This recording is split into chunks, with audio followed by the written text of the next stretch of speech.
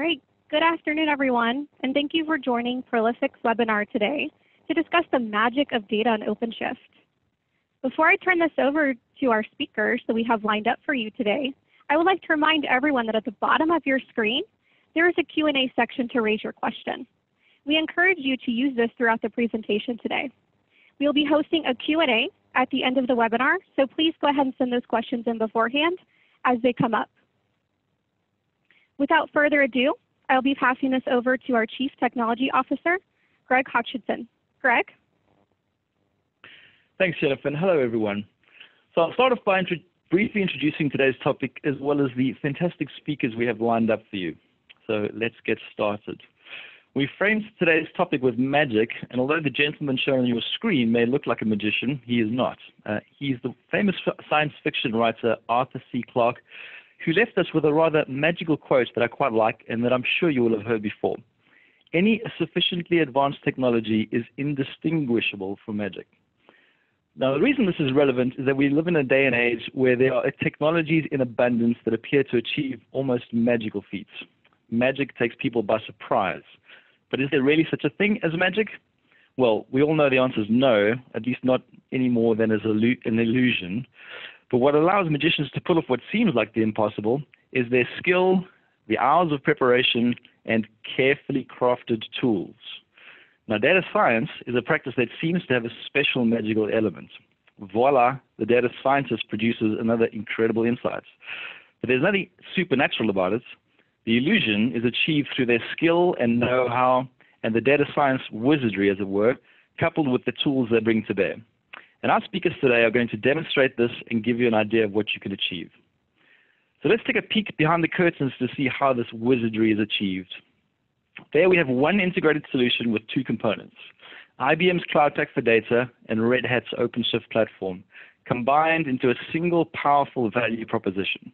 Now, as a data scientist, you will care mostly about the data science tooling, and that comes in the form of IBM's Cloud Pak for Data. So that's one of a series of software solution packs that IBM has delivered, each one delivering a focused set of capabilities to a specific audience in cloud-native form. And that means you can use it on any cloud platform, either one of the major public clouds or on-premise in your data center. So to the first point on that slide, Cloud Pak for Data targets the data scientist and provides capabilities for collecting, organizing, and analyzing your data to allow you to deliver magical insights for your business and customers. And today's demo will show you this tooling in action. The second point, it includes AI development tooling and runtime services that combine with your data to achieve new insights, enabling you to offer new business capabilities. And again, today's demo will illustrate an example capability that we've achieved through this tooling. To the third point, all of this is packaged up in a data ops platform that can be provisioned on the Red Hat OpenShift platform with very little effort, almost at the touch of a button. So turning to OpenShift, it's the leading platform as a service solution from the team at Red Hat, built around the magical simplicity of Docker and Kubernetes. Docker providing the standard container model for packaging up and running your workloads, which is literally the container that the development teams package up their workload into and hand over to the operations teams. And then moving to the second point, Kubernetes, allowing you to run and manage these workloads at scale. And the beauty of Kubernetes is how it simplifies the job required of the operations team. It does so by decoupling the concerns of running all of the multiple components that make up your applications from all of the underlying concerns around where the component runs, how they connect to each other, where they get their resources from, and how to return the application to good service if a single component fails. In addition, Kubernetes allows you to choose the location that makes sense and works best for any particular workload, which again is either on-premise in your data center or in any of today's public clouds. And all of this with a common model that gives you flexibility, simplicity, and security. The third point I'd like to share in OpenShift is how it allows a mode of delivery where you're able to regularly delight your customers with updates to their applications. So OpenShift runs your applications as a set of microservices, each delivered easily and reliably using automated pipelines that include Red Hat's Ansible products.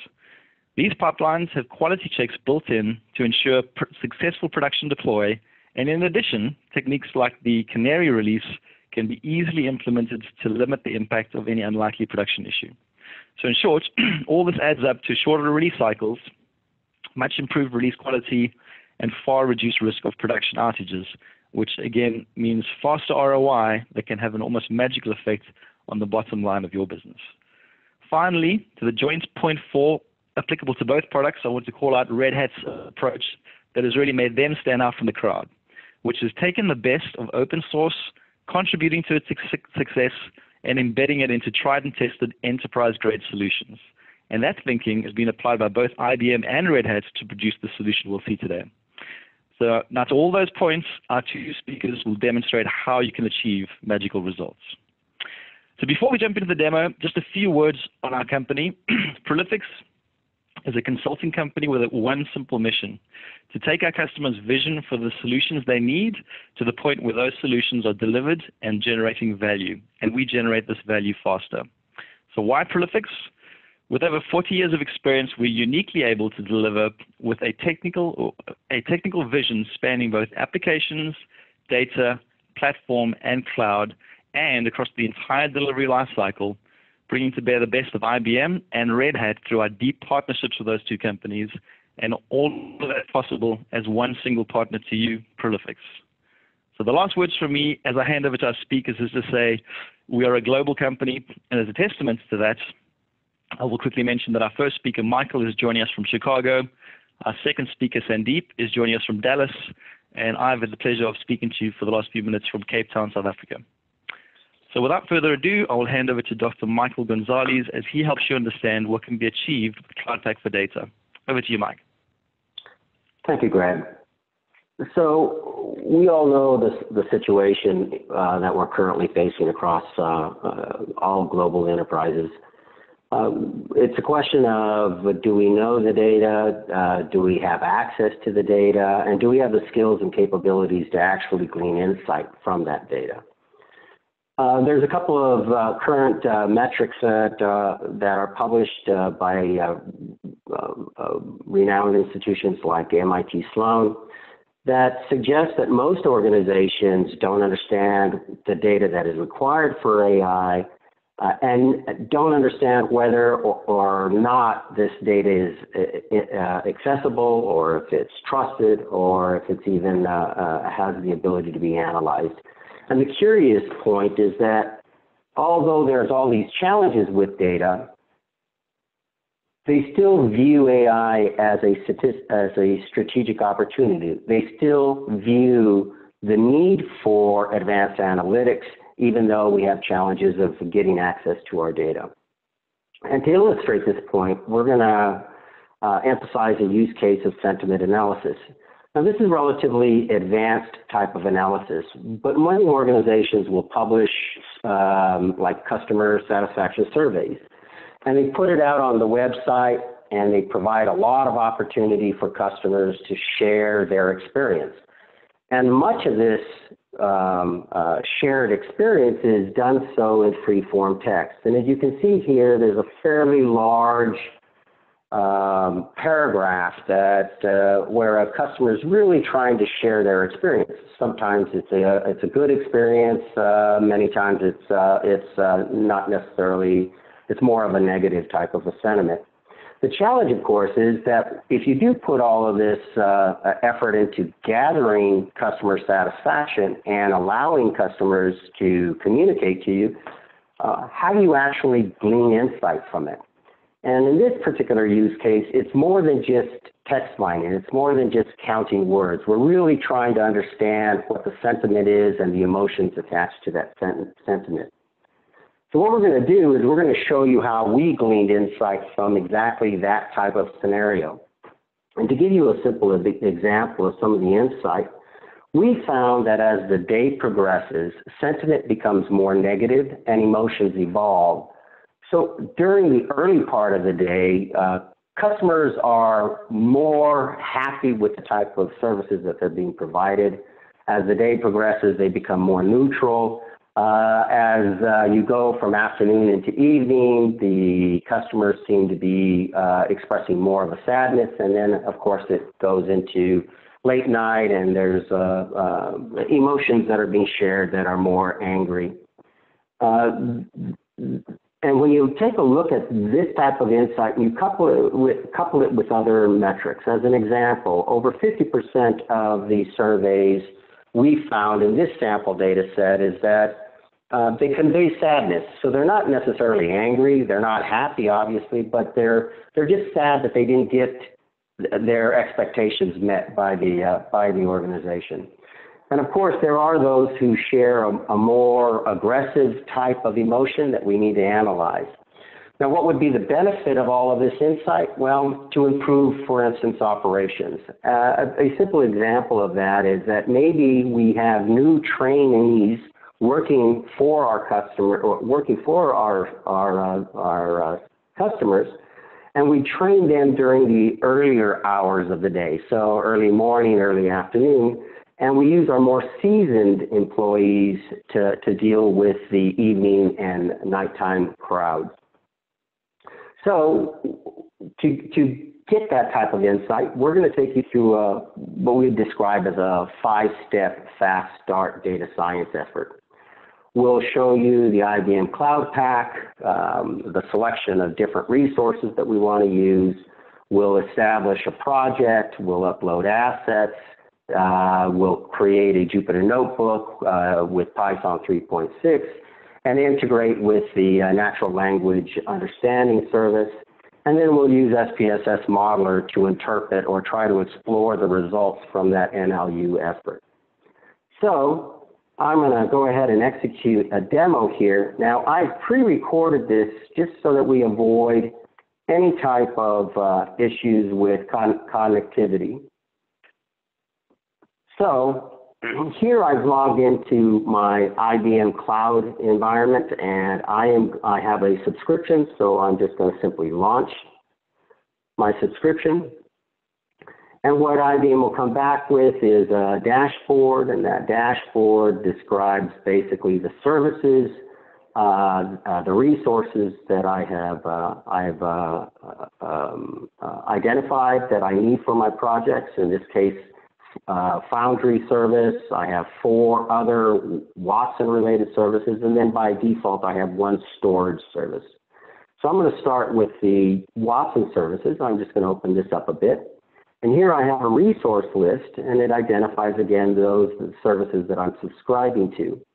So in this case, under our Watson, we have the knowledge language, we have natural language understanding, we have Watson machine learning, and Watson Studio. Under the Cloud Foundry services, I have subscribed to a DB2 warehouse. Now, I'm going to select this, and IBM gives us an opportunity to manage our DB2 warehouse, also to provide credentials and connections for any projects that we might have. So I'm just going to simply open the console, and here we are able to manage our DB2 warehouse. This is where you would establish schemas. We have 1 schema already out there. You would assign tables to that. In our case, we have 2. I'm going to specifically leverage the NLU table. And here's a physical table with the columns that I've already declared and the data types of those columns. So now what I'm going to do is I'm going to go back and let's take a look at the other type of services that we could access in our project. So let's go all the way back. Now these are the 4 that I've selected for services plus the Foundry service. But if we go to the catalog, you're going to find that there's a broad array of technology that's made available to me. So I can pick and choose what technology I need for my data science laboratory. You know, so there's computing type of services, containers, artificial intelligence, broad array, there's analytics, databases, developer tools. So there's a robust library of services that we can actually include in any of our solutions. So I'm going to log into our IBM Watson Studio. And this is where I would establish projects and include those projects in catalogs. So in this case, I already have a project that's defined. It's called satisfaction, so I'm going to click on that. And what's opened up is basically my dashboard for my satisfaction project. And in this project, I'm using 4 different assets, or what are described as assets. So I have a couple of data assets, a Excel spreadsheet, DB2 connection. I have a notebook that I'm using, and a modeler flow. So we're going to go through each one of these pieces. So from the data assets, I've uploaded an Excel spreadsheet called Survey Short, so we'll open that up. And here it's just, CloudPack is just showing you what the surveys file has in it, and there's several different free-form text. The one we're going to be analyzing today is the general memo, and that cell right there has that giant paragraph that I showed you in the slides. So general memo is what we're going to be analyzing. Go back to my projects. The other data asset that I have is DB2 NLU. Now that's just a connection to my DB2 warehouse. Now this connection is authorizing me in this project, the satisfaction project, to actually leverage the DB2 warehouse. So our results are actually going to be fed into this particular warehouse. So the Jupyter Notebook I have established is using Python 3.6. So we're just going to go into that, and I'm just going to show you some pieces that are relevant to this notebook. First of all, it's Python, so any library that you're accustomed to use, you can import it using simple pip. And there's specific libraries that are important, like Project Lib that CloudPack provides. There's obviously Watson libraries available to us, and then any connectivity libraries that we have for the DB2 databases. To give you an example of some of this, for instance, if I want to get an asset, I'm using Project Lib, I create an object, I just simply have to say get file. I don't have to worry about where it is. And here's my surveys short, my Excel spreadsheet. The services, I simply need to have the credentials. I pass those credentials on so that I'm allowed to use the NLU service. And here's a simple line for NLU when I'm requesting what I want NLU to do for us. So in this particular case, I'm asking NLU to find no more than 2 keywords or phrases per comment. But not only the words or phrases, but I want to know what the sentiment is. Is it positive? Is it negative? And moreover, for each one of those sentiments, I want to know what is the probability of any one of these 5 emotions are being expressed. That's sadness, joy, fear, disgust, anger. So that's quite a lot of natural language understanding. And when we get the results back from NLU, we simply create our insert statement, and we insert it into our DB2 warehouse, specifically in our NLU table that I showed you earlier. So essentially, there's anything you need to do with, anything that you want to do with Python, you can certainly do within the CloudPack solution. So let's go back to our satisfaction project. So I just want to briefly summarize what we've just covered. So with these 3 assets, I've uploaded the surveys short, the Excel spreadsheet with my raw data. I've used the Jupyter Notebook to actually process that raw data through natural language understanding. I've taken the output from NLU and I've inserted it into my DB2 warehouse. So essentially all that's left now is to access my DB2 warehouse and analyze the results of the NLU.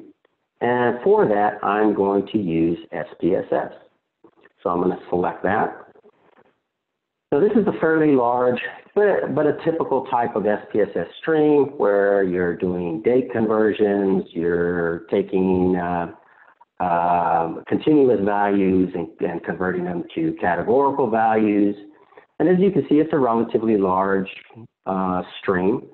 And so what we're going to do is I'm going to zoom in specifically so that we can look at the data sources that we're using. So here are a couple of nodes that that are important to our stream.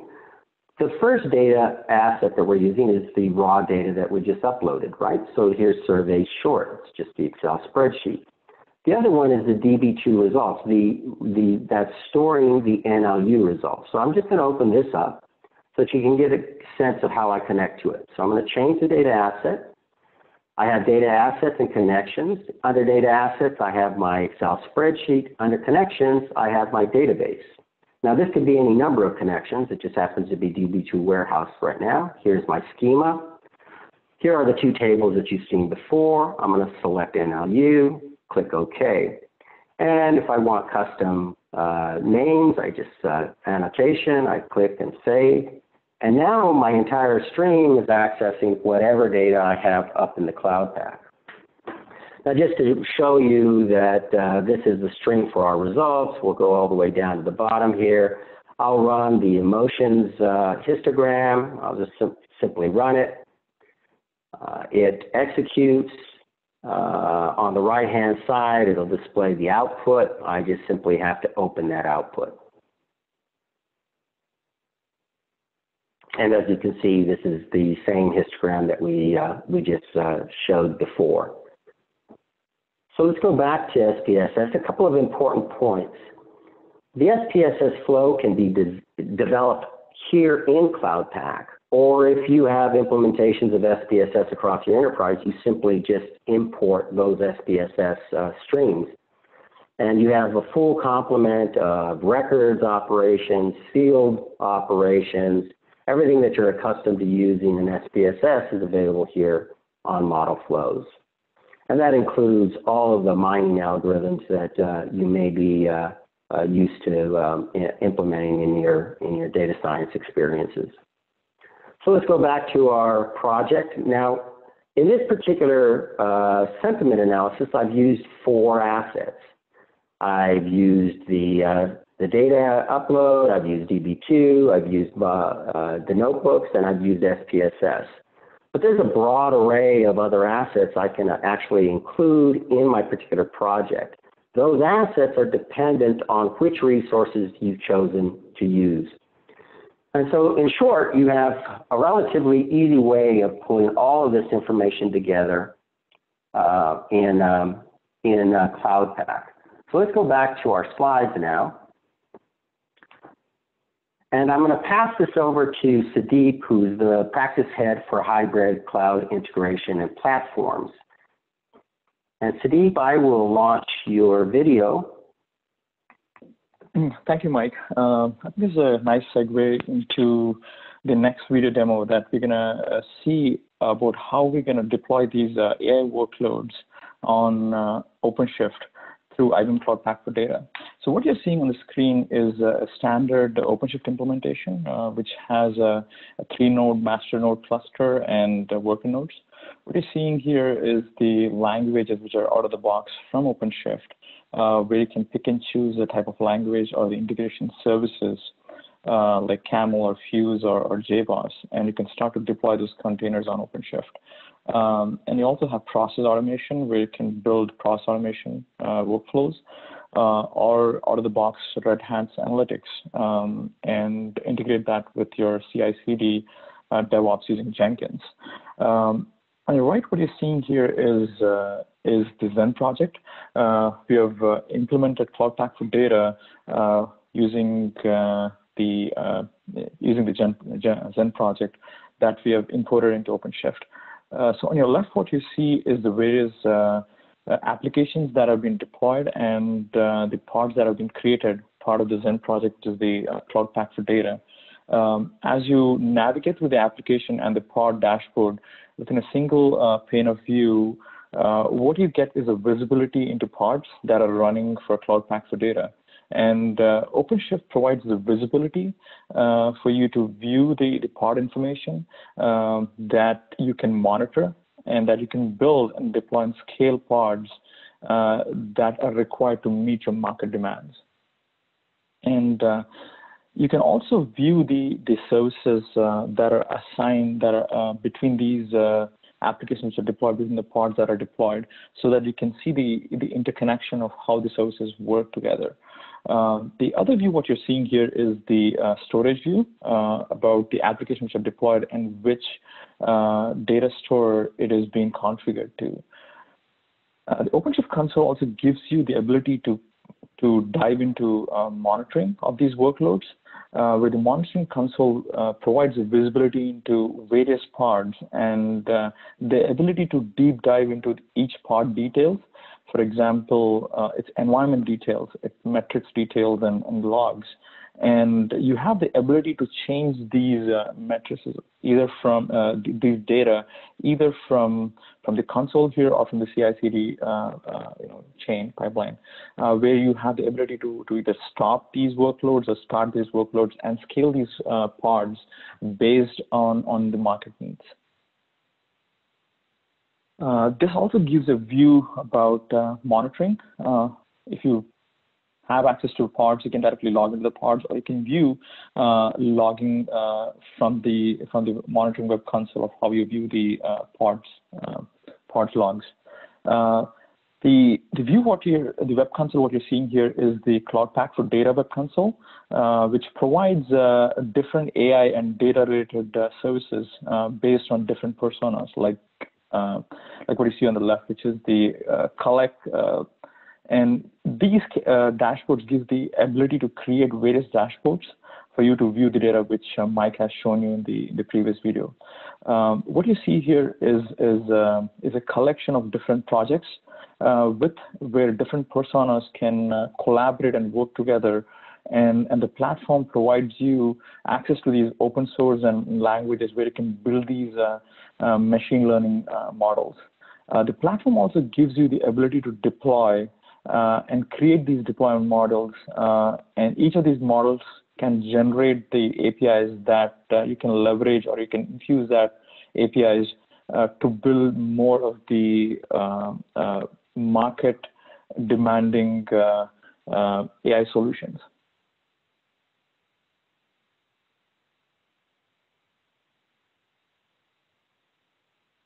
So what we talk about here is there is no good AI without good information architecture. So it all starts with the data, where data is key to digital transformation. Data is key for digital modernization. As we identify opportunities for data modernization and to be the leader and be able to monetize the data, so you can create additional revenue streams, which are very attractive. So within an industry, what you're seeing is there are various different solutions for big data and AI, and the landscape is pretty huge. And I'm sure most of you have seen hundreds of these products, and at times working with the right tool and the right time can often be difficult and have a large runway to get the solution up and running. So you need to be able to provision these servers, obtain licenses, work with various parts of your organization to get things to a state where the end users can start to unlock the potential of your organization data. So enterprise often have to decide around, do they really want to invest in building their own solution, or they buy a solution that can be agnostic of the place of the AI journey to be able to adopt and build an intellectual capital with the platform they already have. So IBM has created a differentiator that provides end-to-end data lifecycle from the time the data enters to the time the data life ends. So IBM Cloud Pak for Data is a multi-cloud data and an AI platform designed to deliver information architecture for artificial intelligence. Cloud Pak for Data provides services to collect, organize, analyze the data, and architect in a modular way to provide the flexibility to scale and deploy on OpenShift that you've seen in the previous two demos. So OpenShift is a platform which is a hybrid cloud Kubernetes offering, which is hosted on Red Hat Enterprise Linux operating systems, providing various different development services that you're seeing, like languages or integration services, logging and metric services, which are which are out-of-the-box features which are built for DevOps capabilities, allowing IT users and developers to monitor, build, and deploy services faster. So the Cloud Pak can be run anywhere because they are pre-scanned for vulnerability, and they're scalable and they're resilient.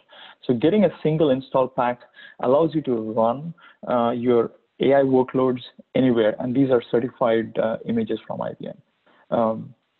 So what you get away from an end user is people like data scientists and business power users to spin up cloud-native workloads to really make an impact quicker, to provide them with the right tools that they need to gain better data and event-driven insights.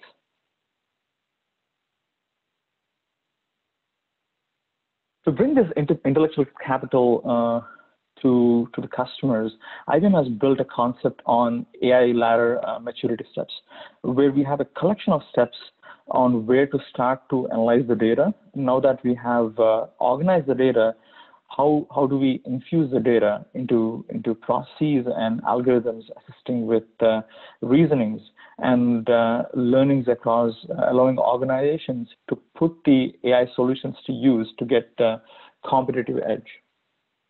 While we go through this AI ladder, it's involving multiple personas to connect, govern, to create deployments, and organize machine learning models, predictive models, and prescriptive models from a single pane of glass, which is very powerful, which brings all of these personas together in a collaborative view to be able to communicate and share and publish reasons why a specific model is designed a specific way. So what does it really mean for a data engineer persona? So Cloud Pak for Data allows to collect relevant data and make it simple and accessible with integration and refinements. What does it mean for a data scientist persona? Cloud Pak for Data allows to organize data so it can be trusted with analysis and modeling. What does it mean for a data analytics persona? Cloud Pak for Data provides virtualized data console view, which gives the ability to connect data irrespective of where it's been hosted. It could be hosted on multiple different endpoints, could be on-prem cloud, but providing the ability to map and edit these and visualize the changes is a quick go-to-market offering.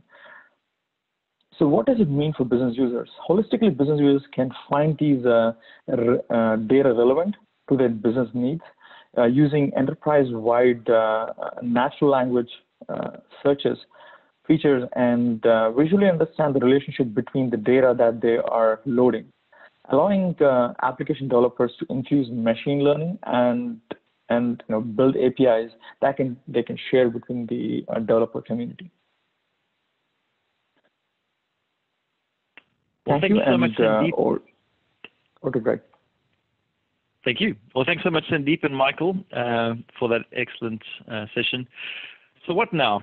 You've heard us talk, and we've shown you some of the magical results that can be achieved. So I'm going to stick with the magic theme and ask, how do you pull your own rabbit out of the hat? So before we move to take questions, I want to share with you 3 ways we can help you get started. Firstly, if you're just getting started with analytics, we would ask you to please take a look at our analytics maturity assessment, and that will help you understand where and how to get started on your journey. If you are already an OpenShift customer, we have a jumpstart offering that will get you up and running productively with Cloud Pak for Data. And if you really can't wait to get your hands on, we can set you up with an online demo hosted by our friends at IBM. And lastly, if you would like to better understand how all of this can add value to your own context and your business and your environment, please let us know. We'll sign you up for a discovery call and then understand the results. We'll help you understand the results that you could achieve with the solution. So for those and more ways that we can help, please reach out to us. You can email us at solutions@prolifics.com, and we will certainly set you up with some of those follow-ups. So I will close by thanking each and every one of you for taking the time out of your day to be with us, and we will now move to taking your questions. Thanks, Greg. As mentioned, we will be conducting a Q&A session now, so please make sure any questions that you have are entered into the Q&A section at the bottom of your screen, so those can be addressed by our speakers. All right, so on to our first question. So what type of data sources can I include in my AI models? Mike, I think this is a question for you.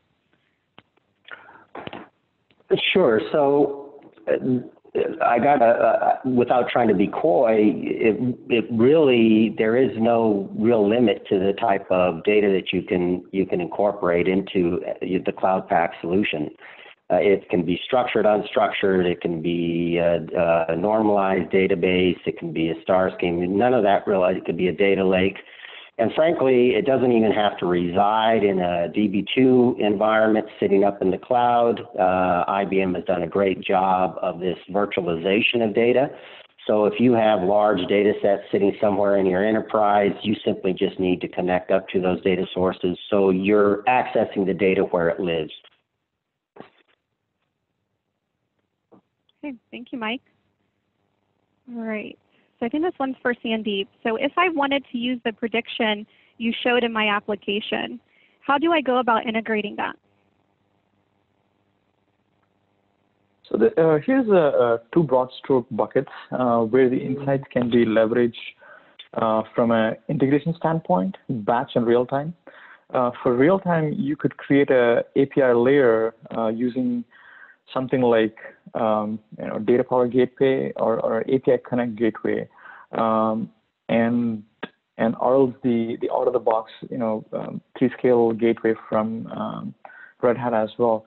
From that, downstream microservices and UI apps and other systems of engagement can leverage these insights in real time to create better, compelling experiences.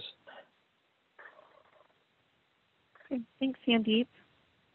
All right, I think this one's for you, Mike, as well. So are all of the components you showed in the demo part of the Cloud Pak, or are there any components you had to add in yourself that are not part of the overall solution? No, all of the components that I used are in Cloud Pak, and frankly, I used, I don't know, percentage-wise, maybe 2% of what's available in Cloud Pak. Okay. All right, you're popular today, Mike.